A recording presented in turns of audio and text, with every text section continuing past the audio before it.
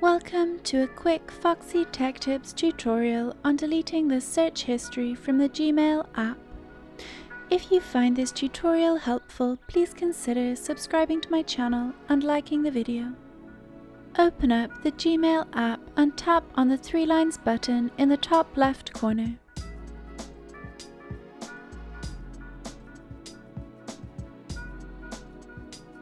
Scroll down the Options menu and tap on Settings from the bottom.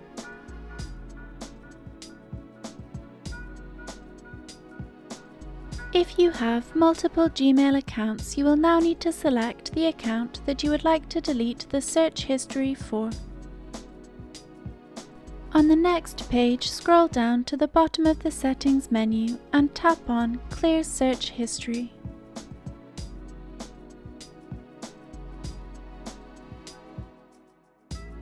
Tap Clear on the pop-up that appears.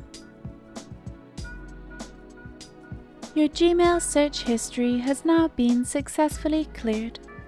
And that draws an end to this tutorial. Please like the video if you found it helpful, and subscribe to Foxy Tech Tips for more tips and tricks.